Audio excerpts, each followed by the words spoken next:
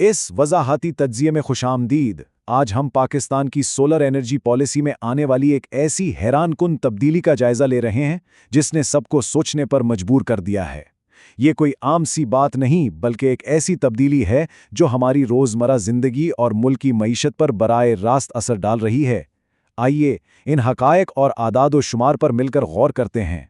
ठीक है, आइए इसमें गहराई से जाते हैं। सोचने की बात यह है कि एक ऐसा बेहतरीन निज़ाम जो हुकूमत को $3 अरब की भारी बचत दे रहा हो, वो एकदम आम सार्फिन के लिए इस कदर महंगा कैसे हो सकता है? यही वो अजीब मुअम्मा है जिसे आज हम यहाँ हल करने की कोशिश करेंगे। हिस्सा अव्वल, सोलर पैनल्स की कीमतें और बढ़ती हुई इब्तदाई लागत। मसला ये है कि इस पूरी तब्दीली का असर किसी भी सिस्टम को लगाने से पहले ही शुरू हो जाता है। ज़रा इस तब्दीली पर गौर करें। सिर्फ चंद ही महीनों के अंदर एक 580 वॉट के स्टैंडर्ड सोलर पैनल की कीमत, जो पहले 16 से 17,000 रुपये के दरमियान मिलती थी, अब अचानक छलांग लगाकर 26 से 27,000 रुपये तक जा पहुंची है। आम शहरी के लिए तो ये इब्तदाई खर्चा ही एक बहुत बड़ा झटका है। हिस्सा दोम, पुराने नेट मीटरिंग और ये निज़ाम आखिर कैसे काम करता था। मौजूदा हालात को सही तरह समझने के लिए ये इंतहाई ज़रूरी है कि पहले हम पुराने नेट मीटरिंग वाले बिलिंग सिस्टम पर एक नज़र डालें।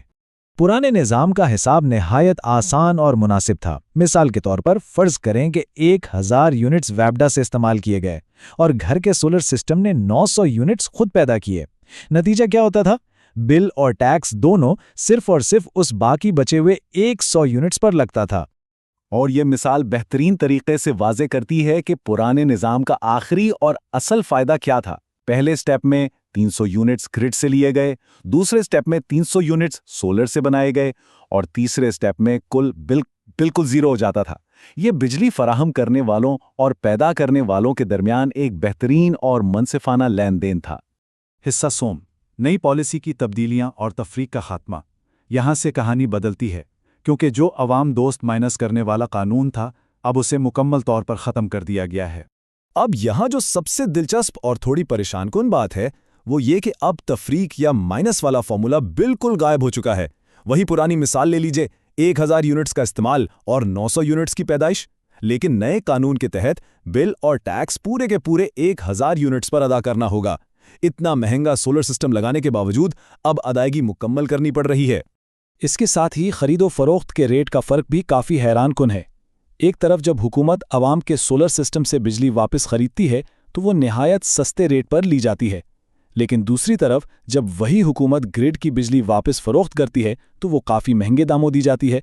रेट का ये वाज़े फ़र्क पूरे पॉलिसी के तवाज़ुन को बुरी तरह मुतासिर कर रहा है। हिस्सा चहारम, कौमी माशी असरात और मुल्की सतह पर जायज़ा। आइए अब आगे बढ़ते हैं और देखते हैं कि एक घर से निकलकर कौमी सतह पर यह मामला कैसे आगे बढ़ता है। हुकूमती आदाद व शुमार पर नज़र डालें तो इस वक्त मुल्क भर में ठीक 4,66,000 सोलर सार्फिन ऐसे हैं जिनका नेट मीटरिंग का मुआहदा पहले से मौजूद है। ज़रा सोचिए, ये कोई छोटा मोटा नंबर नहीं है, बल्कि बिजली पैदा करने वाला एक बहुत ही बड़ा और मुसलसल चलने वाला नेटवर्क बन चुका है। और जब इस पूरे नेटवर्क की पैदा करदा बिजली को जमा किया जाए तो हक़ाइक़ वाकई हैरान कर देने वाले हैं। ये लाखों लोग मिलकर नेशनल ग्रिड के लिए करीब 3200 मेगावाट बिजली पैदा करते हैं। ये सीधे शहरियों की तरफ से मिलने वाला एक ज़बरदस्त इजाफा है जिसके लिए हुकूमत को कोई इंफ्रास्ट्रक्चर नहीं लगाना पड़ा। तो सबसे अहम नुक्ता यह है कि जब इन 3200 मेगावाट की मालियत का अंदाज़ा लगाया जाता है तो इसकी कीमत तकरीबन $3 अरब बनती है।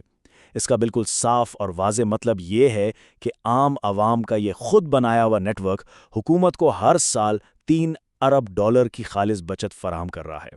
तो फिर उन तमाम हक़ाइक़ की रोशनी में एक अहम और फ़िक्रिया सवाल उभरता है।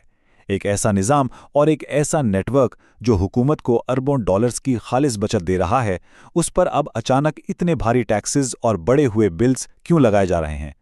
ये वो सवाल है जो इस नई पॉलिसी को देखने के बाद लाजमी जहन में आता है और आने वाले वक्त में हमें इस पर मज़ीद गौर करने की दावत देता है।